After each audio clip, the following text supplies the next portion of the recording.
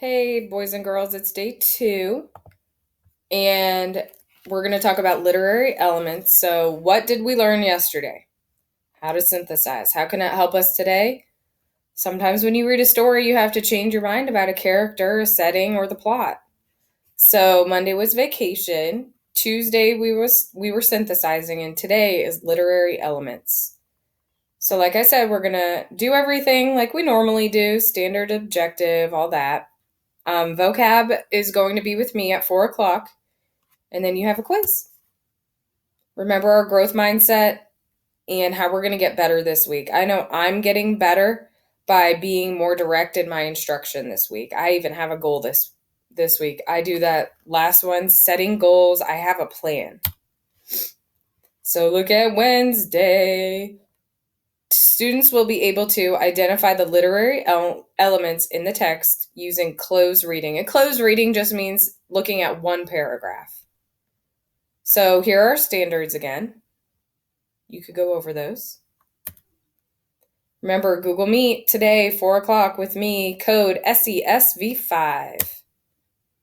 I'll be going over this vocabulary, our genre, and our fun fact of the day today. Are you ready? A lot of you got this right yesterday. My favorite flavor ice cream is chocolate. Plain old chocolate ice cream. So, what do you remember about literary elements? We've talked about these before. So, what I need you to do, who wants extra credit? This is 10 extra credit points.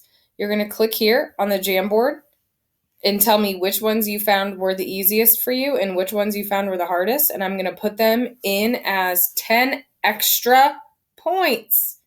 And we're getting to the end of the 9 weeks. And if you think that you need extra points, I'd write on this Jamboard. So, our success criteria with these literary elements, after you go over them, we're going to analyze how the setting influences the plot, how the characters help the plot, where and when do the events in the story take place. So, the plot, there's a conflict and a resolution. If you think of it as a mountain, the conflict is the problems all the way up to the top of the mountain, and the resolution is how everything is solved, and that's going down the mountain. So, I want you to close read and to look at these 2 paragraphs. So, I'm going to have you pause right here, and I want you to look at these questions off to the side. Okay, this first part says, how does the setting influence the plot? So, I'm going to think about where they are and how does that help the story? How does it influence or help the story? So, I can see that they are in the sky. I see stars. And I know from my previous reading that they're in an airship and they have to think about the wind. They're at the mercy of the winds with no other means of power. So I think that the setting in the airship with no other means of power makes it really frightening. And that's what the author said. It was a frightening thought. And that could influence how people feel in the story, the actual setting, being up in the sky with nothing but wind to get you from point A to point B seems really scary. So maybe everyone in the story is just scared the entire time.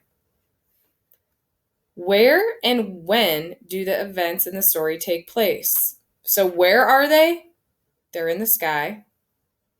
When do they take place? It seems like a long time ago because no one really goes in airships anymore like a blimp. And they're still keeping an eye on their coordinates. And I know because I've flown recently that planes usually do the coordinates for you and you don't have to do those coordinates on your own. So I'm thinking it was a long time ago. Long time ago. Long ago.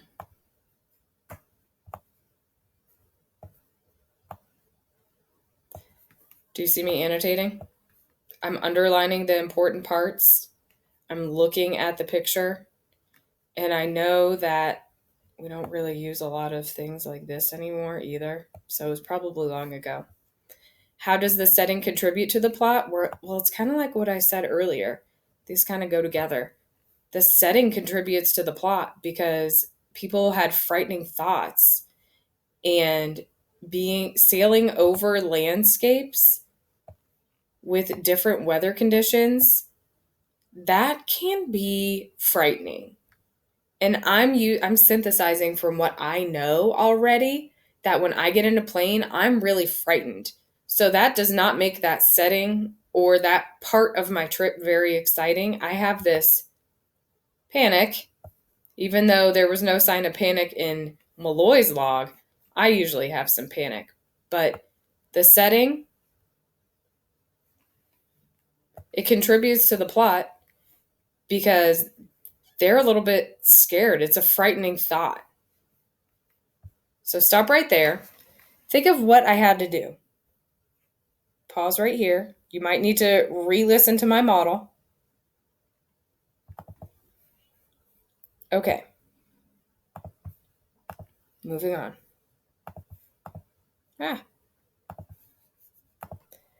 So we have to think about how the setting influences the plot. There might be a different setting in the rest of the story. How do the characters help the plot? So think of the boy, the girl, Malloy. The girl's name is Kate.